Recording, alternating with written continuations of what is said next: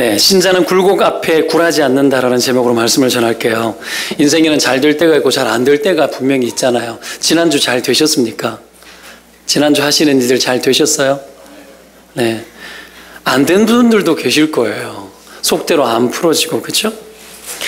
저는 아들이 지난주에는 아이폰 액정이 박살이 나가지고 아이폰을 수리를 맡겼는데, 지난주에는 집에 있는 그 입시를 위해서 곡을 쓰는 그 아이맥 컴퓨터가 터져가지고 연달아 2주를 그냥 돈이 왕창 이렇게 들었는데 별로 안 됐어요. 좀 잘 돼야 되는데.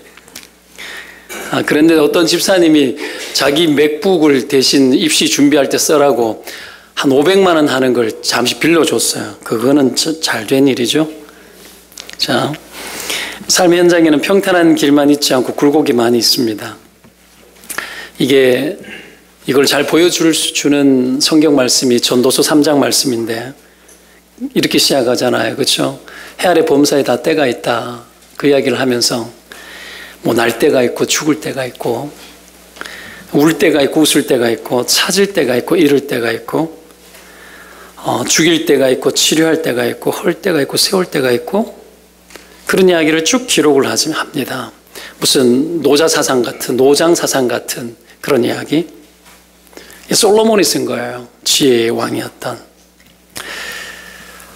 그것을 쓰면서 인간이 이걸 더할 수도 덜할 수도 없다라고 이야기합니다. 게다가 시종일관을 측량할 수 없게 하나님이 하셨다, 이렇게 해요. 예측 안 되게 하신 거죠. 예측 안 되게. 그러면서 그 속에서 수고하고 살면서 애쓰고 살도록 하셨고, 그렇게 애쓰고 사는 것이 복이야 라고 말합니다. 그리고 그 속에서 하나님을 경외해라. 그리고 영원한 것을 소망해라, 이렇게 이야기합니다. 땅에 있는 것들이 시작과 끝과 잘 될 때와 안 될 때를 통해서 인간의 한계를 알고 하나님을 의존하게 하고, 인간을 끊임없이 시험해봐요. 그리고 영원한 것 봐라. 땅에 있는 것 말고, 잠깐의 것 말고 영원한 것을 바라고, 그렇게 요구를 하고 있는 거예요. 여러분, 하나님이 이런 굴곡진 인생이라는 걸 모든 인생이 다 느끼게 하셨습니다. 그래서 끝까지 좋은 일만 있는 것은 없어요. 끝까지 나쁜 일만 있는 것도 없습니다. 다 있게 하셨어요. 정도의 차이는 있습니다. 왜? 우리가 타고난 환경이 너무 열악하거나 너무 불행한 가정에 태어나면 짊어져야 될 삶의 애환이 너무 많은 거예요. 그 정도의 차이가 있을 뿐이지, 돈이 많고 환경이 좋다 해서 끝까지 무조건 좋은 그런 인생은 존재하지 않습니다. 하나님이 왜요? 정하셨기 때문에 그래요. 굴곡지도록. 하나님은 이런 굴곡진 인생을 주시면서 요구하시는 게 뭐냐면, 그 굴곡된 인생을 살게 하시고, 그리고 진짜 복 있는 사람이 누군지를 가르치는데, 그 굴곡진 인생을 따라서 잘 사는 사람을 복되다라고 이야기를 해요. 굴곡을 따라서 잘 사는 사람.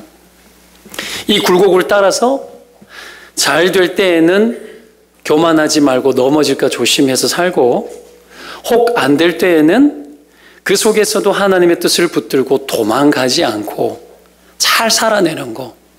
왜 안 되면 도망가고 싶잖아요. 부부지간에도 너무 힘들면 도망가고 싶고, 그렇죠? 그리고 직장생활도 너무 힘들고 찌들리면 속된 말로 다 때려치고 싶잖아요. 이 사표를 이렇게 주머니에 넣었다 뺐다 심리적으로는 한 꼴백 번 해야 되잖아요. 그렇죠? 그래서 세상에 이 더러운 꼴을 보면서도 도망도 가지 못하고 그 속에서 끊임없이 그런 삶들을 우리는 막 살아가는 거죠. 근데 성경은 그 굴곡진 삶, 잘 될 때는 잘 될 때대로, 안 될 때는 안 될 대로 그 굴곡을 따라서 잘 살되, 그 속에서 우리가 원하는 대로 잘 안 되어지지만 다듬어지고 성질도 고쳐지고 인내도 배우고 하면서 잘 사는 걸 복이라고 이야기를 해요. 이런 복을 많이 누리시기를 축원을 드립니다. 하나님이 우리에게 복 줄 때에 좋은 환경만 줘서 복을 주시겠어요? 봐요. 인내를 배우려면은 여러분, 인내를 그냥 줄까요? 인내할 수 있는 기회를 줄까요? 기회를 줘서 하나님은 만들어요. 그렇죠? 부자가 된다면 하나님이 돈을 줄까요? 부자가 될 수 있는 기회를 줄까요? 기회를 주죠. 다 줬으면 좋겠어요. 근데 기회를 줬는데 다 잘 살까요? 아니죠. 아니에요. 탐욕을 부리는 사람도 있고 과욕 때문에 실수하는 사람도 있어요. 그래서 부자 되려고 하다가 쫄딱 망하는 경우도 있습니다. 이런 일들을 우리는 이 세상 속에서 살아요. 쉽게 풀어지는 것이 잘 없는 거죠. 그 기회를 하나님 주셔서 우리로 하여금 배우게 하는 거예요. 자, 이렇게 굴곡이 많아도 우리는 그 속에서 굴하지 않고 살아야 됩니다. 비굴하지 않아야 돼요. 그 속에서 이걸 잘못해서 굴하지 않는다 그러니까 고집 세게 가자 이렇게 생각하는 사람이 있는데 그건 아니고요. 굴곡 앞에서 굴하지 않고 살아가는 것은 굴곡 속에서 꺾일 건 꺾이고 다듬어질 건 다듬어지면서 포기할 건 포기하면서 내 욕구 말고 하나님이 원하는 것들을 취할 것 취하면서 그 굴곡을 따라서 잘 살아가는 거예요.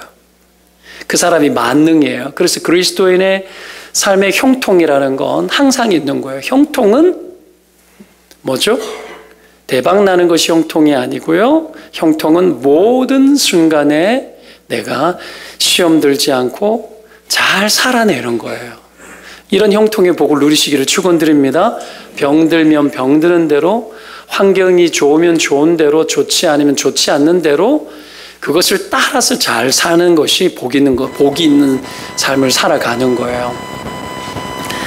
오늘 사도행전 14장은 이 바울과 바나바가 1차 전도 여행을 하고 마무리 짓는 시간이거든요.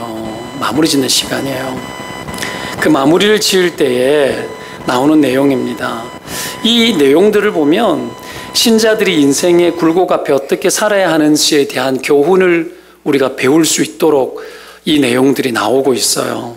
사도행전이 계속해서 보여주는 거, 사도행전, 사도들이 복음을 전하기 위해서 살았던 스토리를 기록한 거잖아요. 이 복음을 위하는 삶을 살아가는데도 보면 나오는 게 잘 될 때가 있고 잘 안 될 때가 있는 거죠.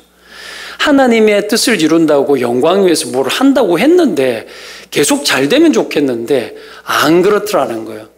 잘 될 때도 있지만 안 좋을 때도 되게 많은 거예요. 이게 현실입니다.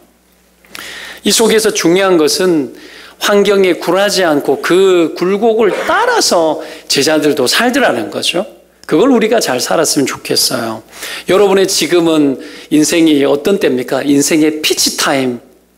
정말 좋을 때입니까? 잘 나갈 때? 아니면 밑바닥 칠 때입니까? 아니면 상승 기류를 타고 있나요? 하강 기류를 타고 있나요? 와, 진짜. 여러분, 이 목회 현장에는 사람마다 그 때가 다 다르더라고요. 다 달라요.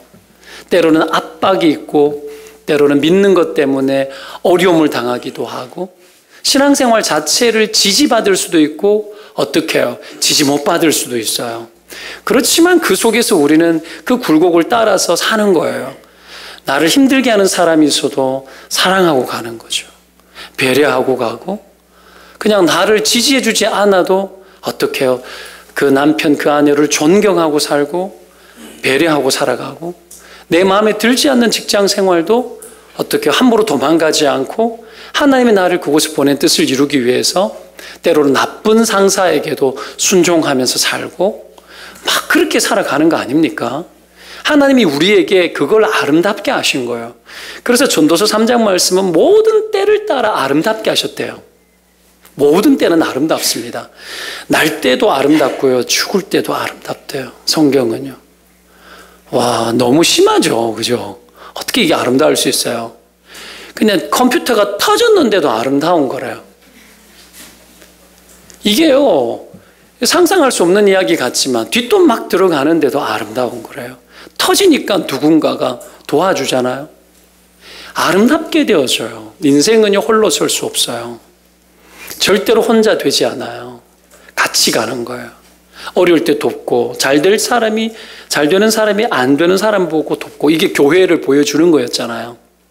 자, 이런 어떤 상황들 속에서 우리는 굴곡이 많지만 굴하지 않고 살아갈 수 있는 용기를 서로 공급하게 되는 겁니다. 자, 그러면 이렇게 굴하지 않고, 굴곡 속에서도 굴하지 않고 살아가기 위해서 우리가 해야 될 수고가 뭔지 몇 가지 교훈을 얻습니다.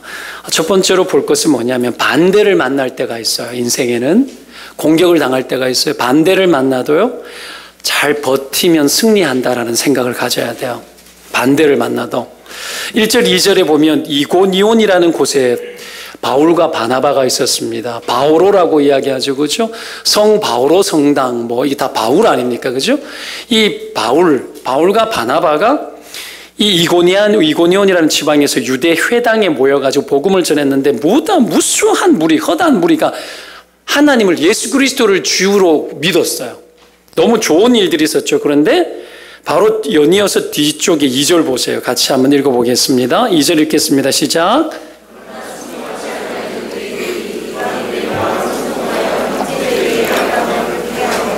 자, 믿는 사람들도 있었으면 유대인들이 공격했대요. 유대인들은 예수님을 믿지 않는, 하나님만 믿은 사람이죠. 메시아인 예수 그리스도가 구원자인 줄 몰랐던 거잖아요. 그래서 어떻게 해요? 공격을 하는데 선동했어요. 여기 보면 마음을 선동했다고 나오죠. 여러분, 마귀가 있습니다. 그죠? 어디를 건드려요? 어디를 공격하죠? 마음을 건드리죠. 왜요? 마음은 하나님의 은혜도 받는 장소이기도 하지만 은혜를 받아 누리는 것이 마음이고 마음이고 마음으로 믿죠. 성경에 그렇게 나오잖아요. 그러니 공격을 어디에 해요? 마음을 공격하는 거예요. 마음을 공격해서 이 마음이 하나님을 향하지 못하게 만들고 하나님을 증거하는 바나바와 바울에게 악감을 품도록 선동을 한 거예요. 인간의 본성은 하나님을 마음에 두기 싫어하잖아요. 성경에 그렇게 나와요. 우리는 스스로 하나님을 잘 안 찾아요. 고난을 만나거나 위기 중에 다급해서 하나님을 찾을 경우가, 이 경우에도 여러분 중에도 꽤 많이 계시죠. 그렇죠? 저도 고난 중에 하나님을 만났는데 스스로 인생이 잘 되면 절대 안 찾아요. 안 찾을 뿐 아니라 어떡합니까? 공격도 할 수 있어요. 반대할 수 있어요. 우리의 신앙을 반대할 수 있어요. 우리가 믿고 있지만 가족들이, 때로는 친구들이, 직장에서 사람들이 나의 믿음을 강하게 반발할 수 있습니다. 이 시대의 기독교적 환경은 굉장히 반발력을 가지고 우리를 공격을 하거든요. 현실이에요. 받아들여야 돼요. 복음이 환영받을 수 없어요. 성경을 보면 환영받은 적이 별로 없어요. 항상 환영도 있지만 공격도 있었기 때문에. 그래서 마귀가 우리의 마음을 건드립니다. 마음에 악감을 품도록 만들었다고 나옵니다. 이것을 위해 사용한 방법이 선동입니다. 선동. 유대인들이 이걸 정말 잘했어요. 선동질. 선동은 나쁜 감정을 마음에 유발하기 위해서 하는 거죠. 주로 그래서 대적할 때, 힘을 모아가지고 공격할 때 많이 쓰는 겁니다. 이 마귀가 전공이 이거예요. 유대인들이 이거 되게 잘 닮았어요. 알다시피 예수님이 십자가에 돌아가시기 전에 본디오 빌라도 뭐라 그럽니까? 이 재판을 하는 과정 속에 이 유대인들의 외침과 선동 때문에 위기감을 느껴가지고 예수님을 못 박잖아요. 예수님 따라다니는 무리들이 많았어요. 좋다고. 근데 마지막에 뒤집어져요. 선동은요, 뒤집는 힘이 강합니다. 선동을 위해 쓰는 도구가 뭔 줄 알아요? 거짓이에요. 거짓말. 거짓으로 선동을 하는 거죠. 그렇게 해서 뒤집습니다. 여러분, 우리에게 만약에 믿음이 없거나 분별력이 떨어지면 선동이 쉽게 되어집니다. 믿음도 선동이 되어질 수 있어요. 어떻게 해요? 공동체 안에서 나쁜 것을 선동할 수 있어요. 자꾸 말을 뿌리는 거죠. 때로는 거짓말을 뿌리는 거예요. 저 거짓말 당해본 적 있어요. 거짓말 당해본 적 있어요.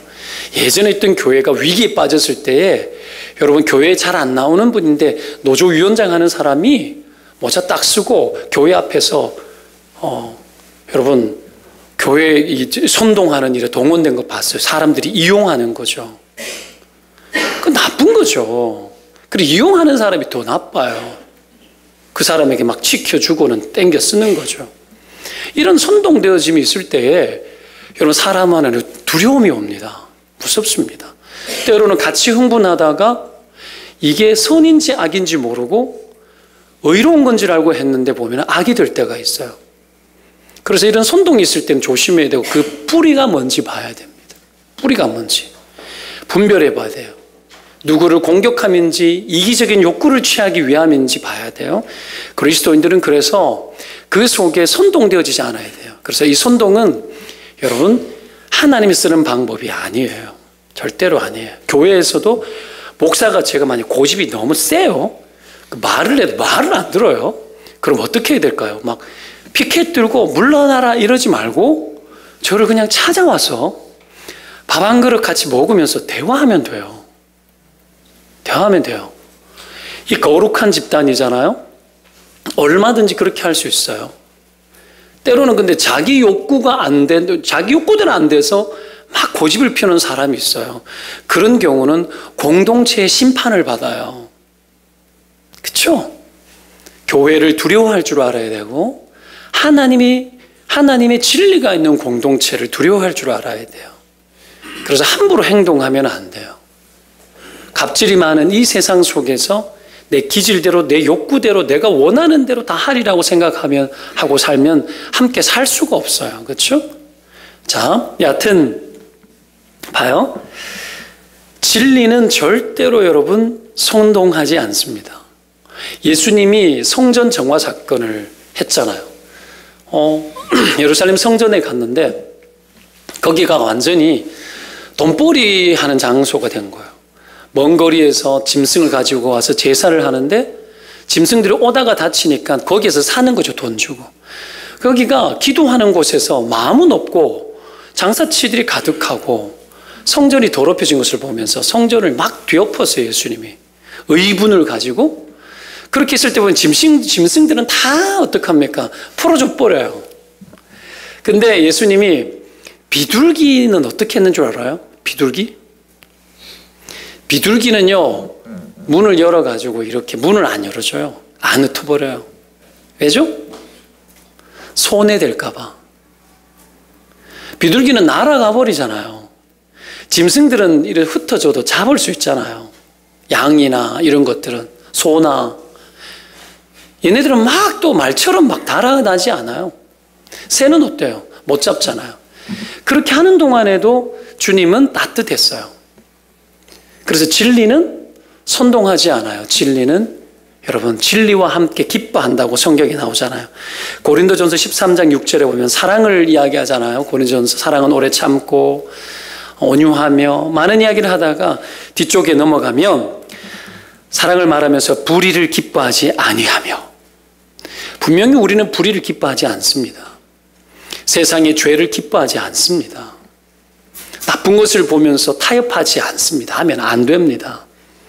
불의를 기뻐하지 않고 연이어서 말하는 게 뭐예요? 진리와 함께 기뻐한다 했습니다. 우리는 진리를 기뻐합니다. 진리를 기뻐하고 여러분 불의를 기뻐하지 않지만 진리를 기뻐하면서 불의를 안 기뻐하더라도 선동해서 하지 않아요. 예수님처럼. 절대로 힘을 모아가지고 인간의 힘을 모아서 뭔가를 조정을 하고 뭔가를 어떻게 하리라 하지 않습니다. 오히려 예수님 그걸 할 수 있었으면 이스라엘의 왕자리 차지하고 호령을 했겠죠. 그런데 십자가의 죽으심으로 대신하셨죠. 그렇죠? 여러분 이 방법을 우리는 배워야 합니다. 자, 여하튼 바울과 바나바가 강한 반대에 부딪혔습니다. 어떻게 대처하죠? 3절에 두 사도가 오래 있어 주를 힘입어 담대히 말했다 이렇게 나옵니다. 이들이 어떻게 대처합니까? 반대가 부딪히는데 오랫동안 있는 거예요. 반대 부딪히면 빨리 도망가면 좋잖아요. 저항하거든요. 결국은 이 사람들이 돌 들고 죽이려고 했어요. 유대인들이 바울과 바나바를. 근데 거기를 왜 머물러요? 가버리고 말지. 환영받지 못하는 곳에 있고 싶어요? 그렇지 않잖아요. 근데 오래 머물렀대요. 여러분, 근데 이 오래 머물렀다라는 것이 뭘 보여주느냐 하면은 신자의 태도를 보여주는 거예요. 그리고 복음을 붙들고 진리와 함께 기뻐하는 사람들의 태도를 보여주는 거예요. 우리가 진리와 함께 기뻐하기 때문에 불의를 경험하고 부딪힘이 있고 나를 반대하는 자들이 있을지라도 우리는 거기서 머물고 버틸 수가 있는 거예요. 그냥 버티는 것이 아니고요. 이 버티는 힘은 어디에서 나오느냐 하면은 주님을 힘입어서 버틴 거예요. 주님을 힘입어서. 우리의 힘은 여러분 어디에서 나오는 걸까요? 늘 하나님을 의지하는 믿음 안에서 나옵니다. 우리가 하나님을 믿을 때 하나님은 그 은혜를 우리의 마음에 부으셔서 우리의 마음을 강하게 합니다. 마음을 강하게 하라, 담대히 하라. 성경은 늘 이야기를 하지 않습니까? 인생에 여러분 기가 막힌 수렁에 빠지셨습니까? 막다른 골목에 있거나 정말 힘들거나 지쳤습니까? 하나님으로 인하여 용기를 내고 힘을 내십시오. 하나님은 살아계셔서 하나님 당신의 그 사랑을 우리의 심령의 마음에 부으셔서 우리의 마음을 복원하고 거칠은 환경 속에서도 그 마음에 용기를 주시고 우리로 하여금 지치는 상황 속에서도 살게 하십니다. 이것으로 버티게 하는 거예요. 그 버틸 힘을 주시는 거죠. 부부간에 위기를 당한 분들이 있습니까? 버텨야 됩니다. 하나님으로 인하여 힘을 내고 버티십시오. 직장생활 속에서 충동되어질 때가 있습니까? 다 때려치우고 그냥 뭐 어떻게 되겠지 뭐 이렇게 막 올라옵니까? 아니에요. 하나님께 기도하십시오. 그 힘을 마음에 얻어서 다시 한 번 더 가야 합니다. 여러분, 옮겨지는 것들은 충분한 시간이 차야 합니다. 섣불리 하면 안 돼요.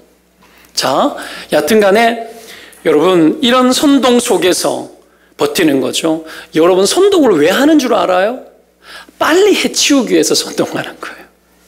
딴 이유가 없어요. 자기 욕구대로 안 되는 것들을 욕구를 빨리 장악하기 위해서 선동을 하고 힘을 모으는 거예요. 이런 것들이 여러분 사회에 편만한데 이런 것도 없이 되어지는 사회가 사실은 좋은 사회예요. 너무 안 되니까 여러분 막 하는 거죠. 의견을 모으고 어떻게 동의를 하고 사인을 받고 막 하는 거 아닙니까? 건전하게 해보려고 애를 쓰는 거예요. 그런 것들은 얼마든지 해도 됩니다. 저는 청와대에 거의 한 달에 한 4번 정도는 들어가는 것 같아요. 들어가서 계속 사인해요. 반대할 거 반대하고 댓글 달고 반대합니다 달고 동의합니다 달고 막 하는 거예요. 최근에 이슈가 됐던 사회적 이슈에 대해서 들어가서 저의 의견을 다 피력을 했어요. 저는요. 막 하는 거지 뭐. 그게 건전하게 힘을 모으는 방법이거든요. 자, 여하튼 선동이 있을 때는 여러분 진리를 붙들지 않으면 쉽게 넘어져요. 왜요? 선동에 가지고 있는 에너지는 뭡니까? 긴급하게 속히 빨리 처리하기 위해서 힘을 모으는 거기 때문에 그래요. 그러나 진리를 붙들면 반드시 승리합니다. 다니엘이라는 사람이 나이 80줄에도 공격받았잖아요. 한 달 동안에 왕외에 다른 누구에게 엎드려 절하거나 기도하면은 사자굴에 던지자 못된 악법 만들었잖아요. 다니엘 한 사람 때문에. 그랬는데 다니엘이 어떻게 해요? 평소대로 그냥 기도해요. 하루 3번. 예루살렘을 향해서 창을 열고 하나님 의지해요. 그걸 보고 있다가 고발해가지고 사자굴에 던지잖아요. 여러분 그런 일들을 했잖아요. 정말 나빠요. 선동은 그런 거예요. 빨리 해결하기 위해서 그렇게 하는 거예요. 한 달이면 충분하다 이거죠. 그래서 여러분 왕을 어떻게 사삭 해가지고는 주변 사람들 사삭사삭 선동해가지고 어떻게 총리가 여러 대세 총리 중에 대빵 총리가 다니엘이었는데 다른 여러 총리들이 어떡합니까? 입을 모아가지고 다니엘 하나 제끼자 이래 된 거예요. 그래가지고 공격하는 거 아닙니까? 근데 뜻대로 됐습니까? 다니엘이 달랐나요? 다니엘 여러분 특별한 힘을 의존했나요 그때? 다른 그 어떤 능력을 더 공급받기 위해서 하나님께 호소했나요? 아니요. 성경에 여러분 평소처럼 매일 하던 대로 원래대로 산 거예요. 신자에게 이게 필요해요. 여러분 원래대로 살 수 있는 힘이 필요해요. 근데 이 원래대로 살아야 되는 이 힘이 진리와 함께 기뻐하는 거예요. 하나님 가까이 서서 진리의 편에 서야 되는 거예요. 이걸 여러분 늘 일상처럼 우리가 해야지. 우리가 여러분 어려움을 만났을 때 막 난리가 나가지고 막 산으로 들어가고 막 막 위급할 때 그렇게 기도도 해야 되죠. 그러나 평소가 워낙 건강하니까 위기가 와도 평소처럼 가는 거예요. 평소처럼. 나이 80줄에 여러분 나라가 몇 번 바뀔 때도 여러분 그 총리의 자리에 위대한 지도자의 자리에 있었지 않습니까? 그만큼 그는 오랫동안 버티기에 능력이 있었죠. 왜 그렇죠? 하나님 가까이 하고 하나님 붙들고 있으니까 요동침이 없는 거예요. 흔들림이 없는 거예요. 굴곡지지 않는 겁니다. 하나님이 주시는 하나님의 소신대로 인생을 사는 거예요. 신자는 그런 거예요. 소신 있게 사는 거예요. 하나님의 뜻을 붙들고 진리를 기뻐하면서 사는 거예요. 가볍지 않는 겁니다. 이때 우리 안에 믿음이 있어야 됩니다. 불의가 뭔지 잘못된 것이 뭔지에 대해서 분별할 수 있는 눈이 있어야 돼요. 그래야 휘청거리지 않는 거죠. 자, 이렇게 되기 위해서 하나님을 힘입어야 되겠죠? 그래야 버틸 수가 있습니다. 다윗도 여러분 얼마나 고난 당했나요? 400명의 무리, 억울한 자, 상처 많은 사람 400명 데리고 다니면 얼마나 힘든 줄 아십니까? 맨날 싸워요. 밖으로 싸워하고. 이 세상에 상처가 많잖아요. 교회 안에도 상처 많은 사람들이 많잖아요. 셀 안에 들어가면은 위태위태해요. 사람마다 너무 달라요. 여러분 때로는 나이가 부족할 수도 있어요. 리더가 상처가 많아 부족할 수도 있어요. 위태위태한 거죠. 이런 일들이 막 터지는 거예요. 여기서 어떻게 버텨요? 다윗이 그래도 그 무리들을 거느리고 여러분 광야 생활을 했어요. 억울한 사람 다 품고 그러다가 아말렉이 와서 시글락이라는 곳에서 거할 때 성을 불태우고 이 도적대 같은 강도떼들이 와가지고는 부녀들과 자녀들 다 포로로 잡아가 버리잖아요. 전리품 다 가져가 버리고 그때 여러분 다윗과 무리들이 이방 나라 전쟁 도와서 다녀서 왔을 때 그 현장 보니까 폐허가 된 거예요. 그때 어떡합니까? 다윗이 거둬들였던 무리들이 돌 들잖아요. 돌 들고 죽이려고 했잖아요. 다윗이 그때 합니까? 여호와로 힘을 입고 여호와로 인하여 힘을 입고 그들을 설득합니다. 그들을 데리고 아말렉 가가지고 그들을 쳐서 이기고 다 건져옵니다. 돌아와가지고 나 같으면 이랬을 것 같아요. 이제 그만하자. 이제 너들 내한테 돌도 들었고 전리품 많으니까 각자 자기 목 챙기고 먹고 떨어지고 이제 그만 보자. 그만 보고 나도 이제 지쳤다. 그냥 난 내 새끼 데리고 내 마누라 데리고 그냥 편하게 살란다. 이제 우리 그만하자. 공동체고 뭐고 그만하자. 그럴 수 있잖아요. 근데 다윗 안 그래요. 다시 돌아와서 다 챙깁니다. 다 챙겨요. 그들을 챙기고 또 버팁니다. 왜 그렇죠? 그를 향한 하나님의 위대한 뜻에 그는 붙들렸기 때문이에요. 그것이 그로 하여금 흔들리지 않게 만들었습니다. 여러분 어디에 붙들리셨습니까? 무엇을 붙들고 계십니까? 여러분 내 눈에 드러나고 있는 그 현장 앞에 좋은 것들을 그거 붙들기 위해서 인생 사십니까? 그런 것은 반드시 우리로 하여금 굴곡지게 합니다. 왜요? 잘 될 때가 있고 안 될 때가 있습니다. 지금 잘 되고 있어도 안 될 때 옵니다. 그러나 겁은 내지 마십시오. 하나님은 우리 인생을 굴곡진 가운데 그 상황 속에서도 우리를 형통케 하시는 분이십니다. 믿으면 아멘. 때문에 우리의 현장 속에 반대를 만나도 하나님으로 인하여 힘을 얻으면 우리는 버틸 수 있고 승리할 수 있습니다. 이들이 이렇게 했을 때 오늘 보십시오. 4절에 그 시내의 무리가 나뉘어 유대인을 따르는 자도 있고 두 사도를 따르는 자도 있는지라.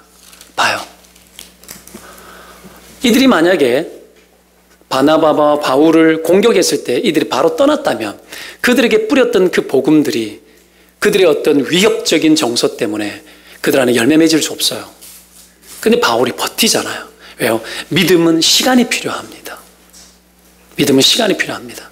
믿음의 성장은 오랫동안 진리와 함께 기뻐해야 성장합니다. 믿음은 누군가 버텨줘야 합니다.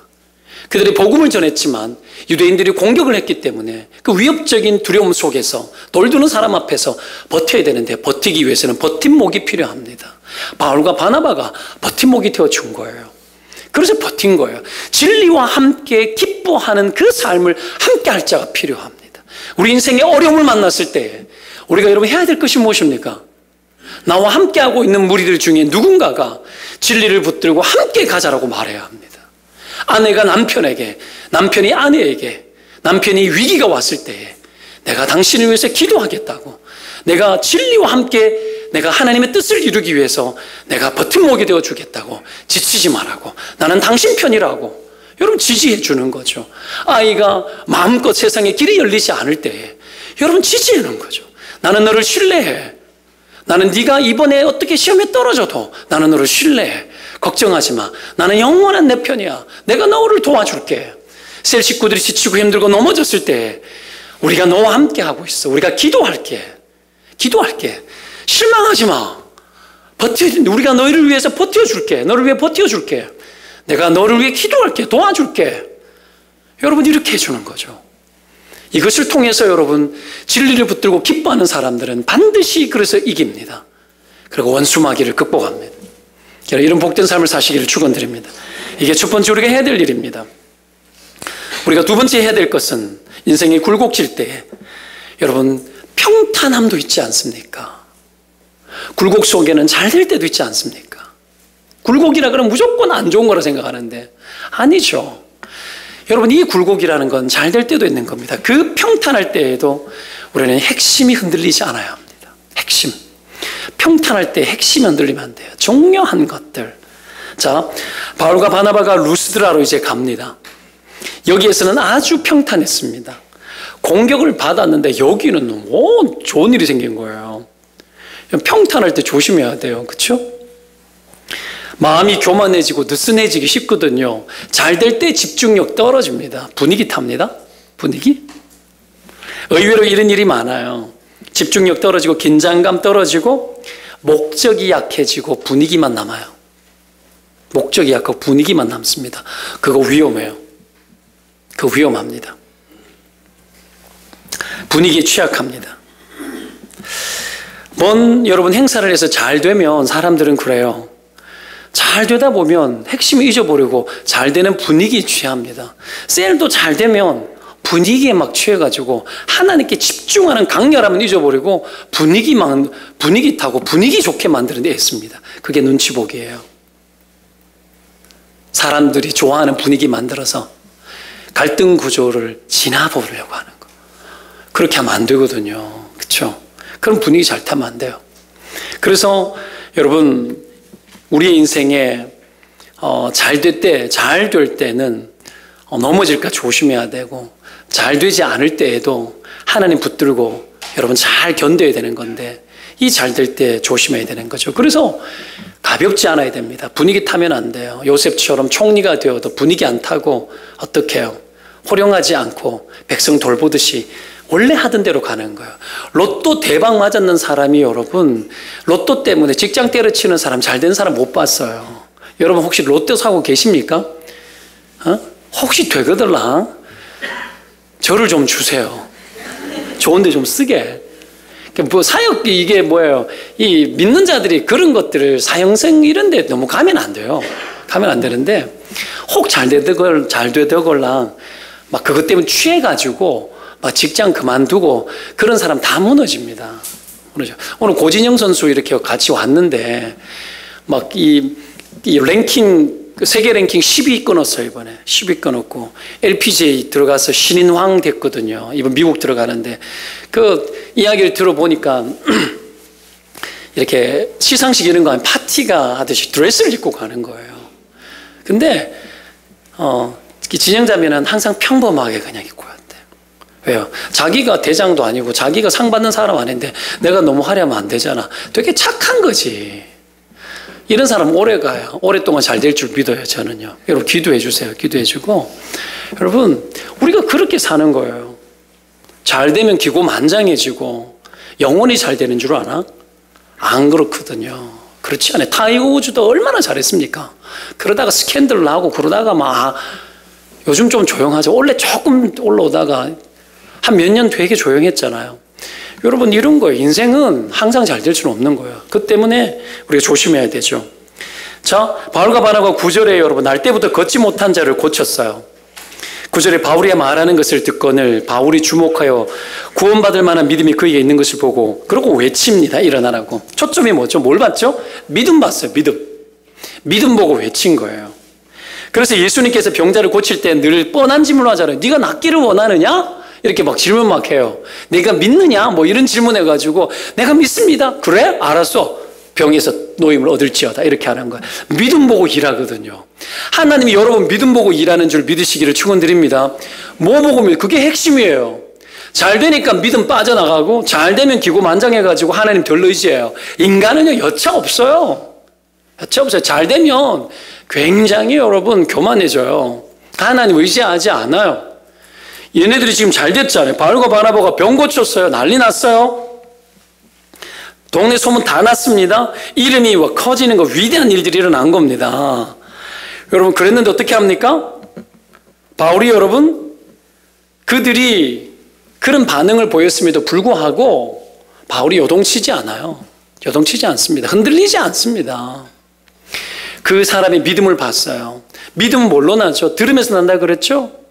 그 안진뱅이 된 사람이 믿음을, 말씀을 듣는데 잘 듣는 거 보고 믿음이 들어간 줄 봤어요. 사역자도 똑같아요. 우리가 예배를 드리고 말씀을 전할 때 잘 안 듣는 사람은 딴 생각하면 눈이 자꾸 이렇게 가요. 이쪽으로 왼쪽으로 돌아가요. 딴 생각하면 눈이 희한하게 초점 보여요. 항상 그래요. 딴 생각하는구나. 그래요. 안 바뀌어요. 지금까지 개척에서 2년 7개월 8개월 접어들면서 많은 사람이 왔죠. 젊은 부부들 왔고 완전히 위기 속에 앉는 사람들이 많아요.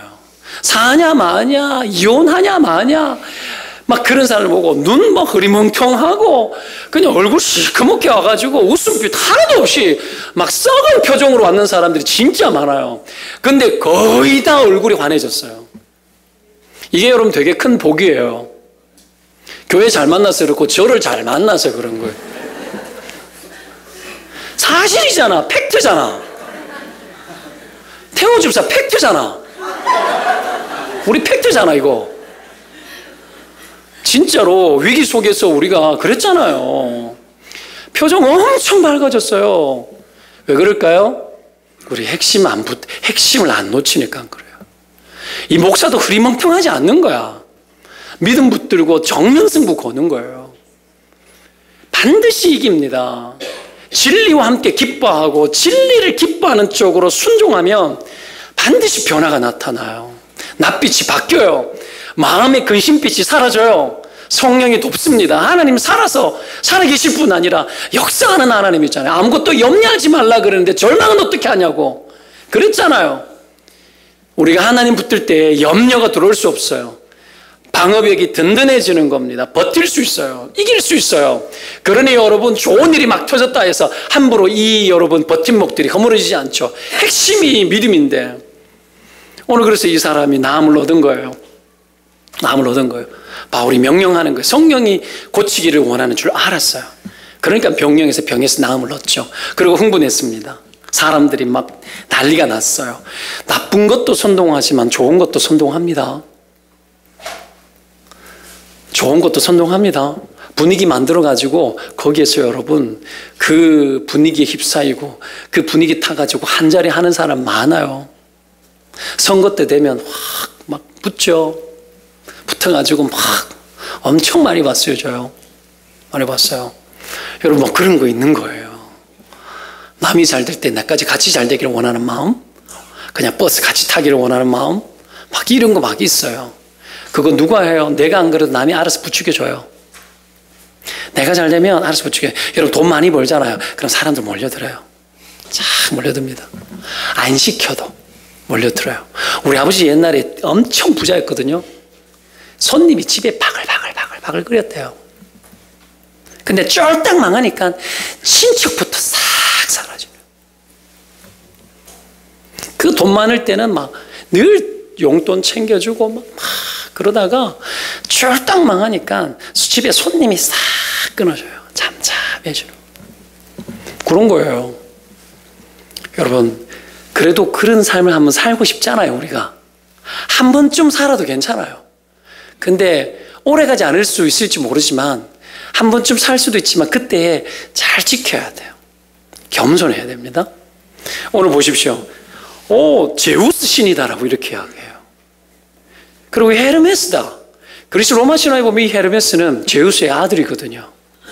아들인데 여러분 막 신의 이름을 부르면서 12명의 신들 중에 하나로 불러주면서 소를 가지고 오고 이 꽃들을 가지고 화환을 가지고 와서 제사 지내려 하는 거예요. 그들을 신으로 여기고 대박 난 거지 뭐. 여러분, 우리가 그런 영광 받기를 원하잖아요. 우상 되기를 원하잖아요. 사람들이 박수 쳐주고 환영해주고 대단합니다 막 해주기를 원하잖아요. 얼마나 멋져요. 그냥 저도 큰 교회 해가지고 막 사람들 가면은 막 와 대단해 위대한 목사라고 막 이렇게 이야기해주면 되게 기분 좋겠죠. 저는 그거 안 원해요. 교회가 커도 그냥 아저씨, 멋진 아저씨로 족한 거야. 이거 믿으면 아멘. 다른 걸 추구하면 안 돼요. 그죠? 나 60이 돼도 막 애들 교회에서 왔다 갔다 그러면 애들하고 장난치고, 그쵸? 그냥 동네 아저씨 같아야 되는 거예요. 목사가 너무 접근하기 힘든 대상이 되면 돼요? 안 되죠? 너무 빛나도 안 돼요, 목사가. 그러니까 좀 이래 평범해야 돼요. 평범해야 되고, 인간미가 있어야지. 인간미가. 그렇지 않습니까? 그렇죠. 제가 안산 동산교회에 있을 때 왕사모님이, 사모님을 제가 몇 번 권사님이라 불렀다고. 보면은 그냥 아줌마예요. 그러니까 막 실수를 하는 거예요. 그래야 되는 거예요. 담임 목사님도 완전히 막 동네 아저씨예요. 그런 분이 여러분, 그런 분이 15,000명 교회 했어요. 무시할 수 없죠. 동상고 만들었어요. 무시할 수 없어요. 여러분, 그런 거 아닙니까? 우리가 화려함에 취하면 안 돼요. 조금만 잘 되면은 도도해지면 안 돼요. 그러면 도도해지는데 누가 가까이 하고 싶어요? 무리들이 뭐 예수님 왜 몰려들었죠? 기적을 베풀었는데도 인간미가 있었거든요. 힘들고 어려운 사람 가까이 하고 인간미가 있는 거. 참된 영성은 인간미를 버리지 않아요. 사람 같아야 되는 거예요. 그렇지 않습니까? 여러분, 우리가 좀 그렇게 좀 살았으면 좋겠습니다. 이게 좀 편안해야 돼요. 편안해야 돼요. 이들이 그랬어요. 여기 보면은 헤르메스다. 헤르메스. 여러분, 여자들 좋아하는 브랜드 백화점 가면 에르메스라고 있죠. 에르메스. 여기 H라고 여기 보면 돼. 여기 보면 돼. 여기 보세요. 여기 멀리 보지 말고요. 여기에 이거요. 이거 여기 H 집게. 에르메스 저거 거의 똑같아요. 저거 저 브랜드예요. 막 영광을 돌리는 거죠. 참, 바울이 여러분 고난도 많이 당했지만 진짜 위험이 뭘까요? 진짜 위험은 잘 될 때죠. 내가 우상되는 거예요.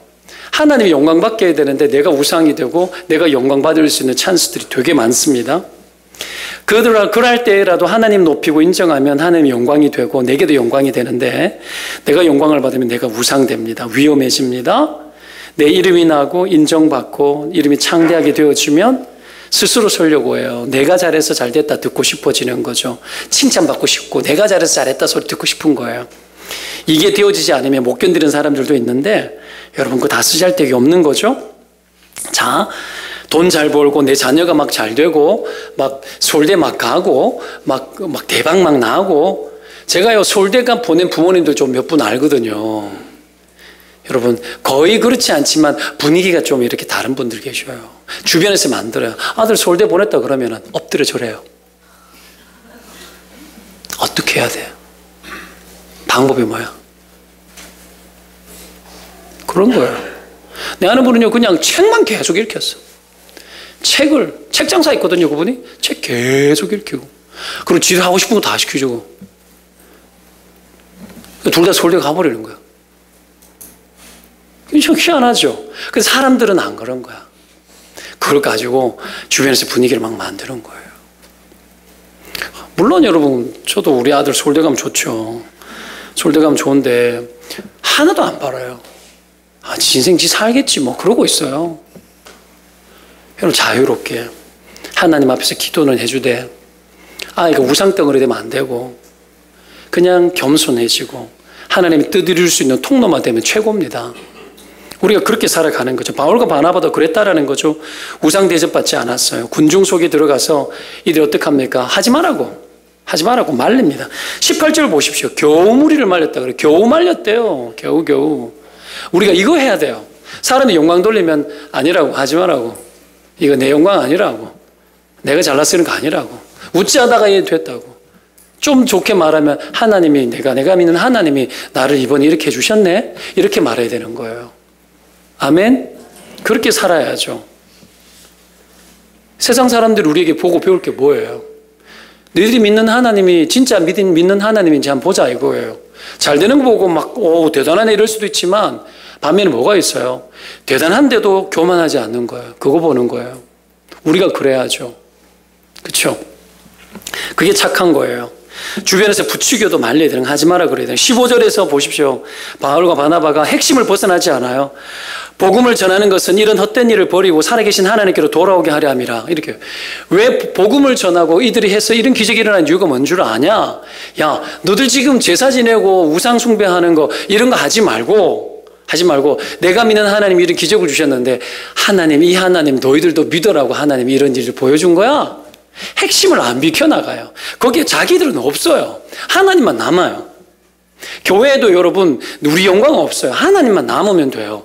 예수 그리스도의 영광과 우리를 사랑하신 그 주님의 은혜, 우리 같은 죄인들을 그토록 사랑하기 위해서 십자가 짊어지시고 죽기까지 복종하셨던 그 예수 그리스도의 그 은혜와 그 사랑, 교회가 그것이 남으면 되는 겁니다. 우리 안에 그 어떤 영광이 주어지지 않아도 돼요. 이 동탄 동산교회가 뭐 대단한 교회가 됐다는 이야기, 그 어떤 이야기가 없어도 돼요. 그냥 여러분 예수 믿는 사람이 착하고 바르고 도시를 축복하고 그거면 됩니다. 여러분 그러면 하나님이 자기 일을 해요. 다음 주 추수감사주일에 우리가 여러분 이 과일 바구니 만들어서 아파트 경비원들과 소방서, 경찰서 돌리잖아요. 여러분 200개 만들기로 했어요. 200개 만들려면 어른 하나에 한 바구니 책임지셔야 돼요. 비싼 과일로. 자기들은 비싼 거 먹으면서 좋은 거 먹으면서 달지 않는 과일을 먹다가 막 버리면서 적당히 하지 말고 분에 넘치게 해서 못 먹어본 과일 막 먹어보게 해주고 요즘에 망고 포도인가 뭐 희한한 거 있대요. 그런 거 좀 가지고 오고. 제가 애플 망고 내 돈 주고 절대 사 먹지 않는 1년에 한 번 정도 사건 치면서 사 먹을 수 있는 애플 망고 이런 거 좀 가지고 오고. 제가 무슨 말을 하는지를 들으셔야 돼요. 흔해 빠진 귤만 잔뜩 갖고 와서 이 도시를 기빠지게 만들지 말라고요. 사람이 상식이죠. 내 먹고 싶은 거 남도 먹고 싶잖아요. 대접받고 싶은 대로 대접하라고 예수를 명령했잖아요. 그래 하는 거예요. 얼마나 힘들어요. 갑질당한다가 지쳐있어요. 지난주에 어떻게 해요? 개가 주인 보고 짖냐고. 그 사건 알죠? 40대가 70대 어르신 따귀 때린 사건. 지난주 뉴스 나왔거든요. 그 7월달 사건인데요. 동탄에서 일어난 사건이에요. 우리 아파트예요.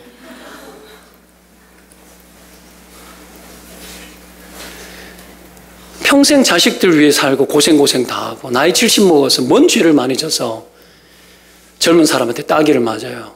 걔가 주인 보고 지냐? 망할 놈이죠. 내가 피가 거꾸로 섰더라고요. 어떻게 그들의 마음을 위로해줘요? 기껏 우리가 하는 거는 과일이죠. 그렇지만 애들 송편지 써서 동탄 동산교로 오세요 이런 거 안 합니다. 그냥 과일에서 감사하다고, 추수감사절에서 감사하는 마음을 전한다고, 고맙다고 애들 데리고 가가지고 애들한테 교육시켜야 돼요. 인사시키고 예의 바르게 하고. 어른들한테 인사 안 하는 인간들이 잘 되겠습니까? 이게 여러분 회복되어져야 돼요. 겸손한 기독교, 낮은 기독교, 교만하지 않아야 돼요.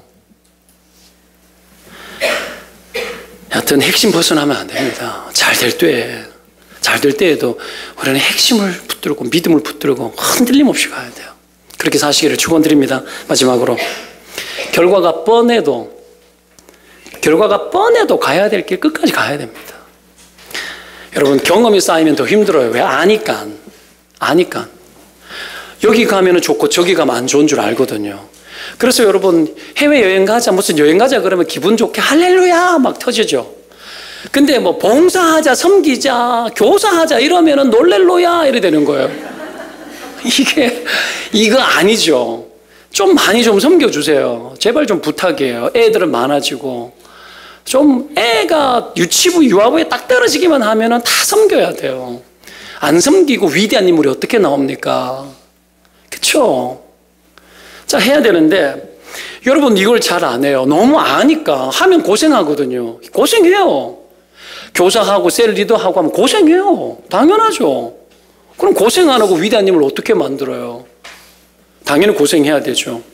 좋고 편한 것만 찾으면 안 되죠. 절대로 안 돼요. 자, 이게 다 알죠. 아이들도 있잖아요. 집에서 얘들아 분리수거하자, 뭐 청소하자 이러면 방에서 절대로 안 나와요. 무슨 내가 절벽을 만난 것 같아요. 5번, 6번 뚝뚝뚝뚝뚝 분리수거. 근데 있잖아요. 얘들아 외식하러 가자, 영화 보러 가자 이러면은 할렐루야 하고는 나와요. 언제 갈 거야? 옷 갈아입고 막 튀어나와요. 참 나쁜 놈들이죠. 여러분 바울과 바나바가 다 알아요. 무슨 일이 터지는지 점점 더 심해지고 19절에 보면 여러분 유대인들이 악질 유대인들이 안디옥과 이고니온에서 거꾸로 와가지고 무리를 충돌해가지고 다 바울을 진짜로 이제는 돌로 쳤어요. 그래서 성 밖으로 내던져 버려요. 이런 일이 터진 거예요.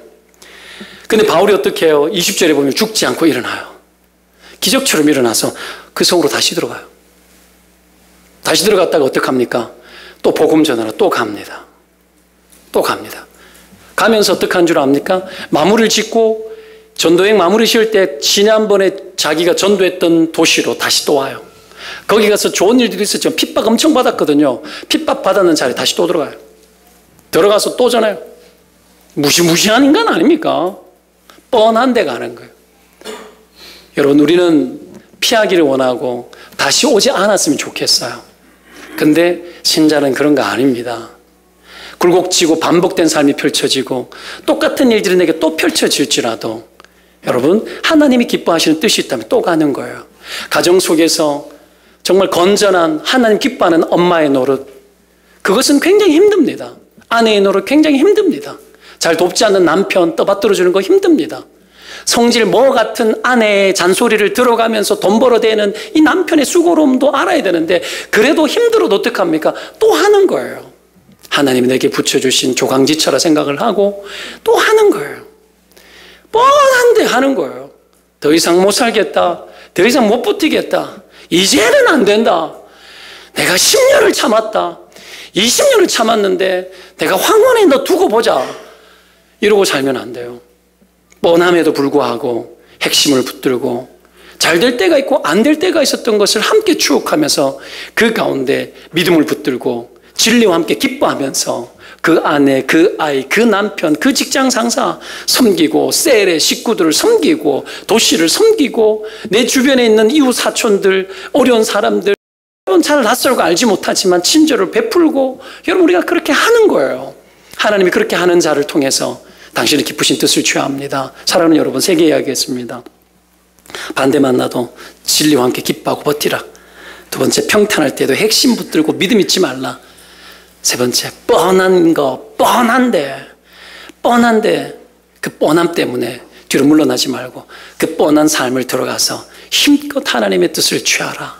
이 세 가지 붙들고 굴곡진 인생 승리하며 살아가기를 축원드립니다. 기도합시다.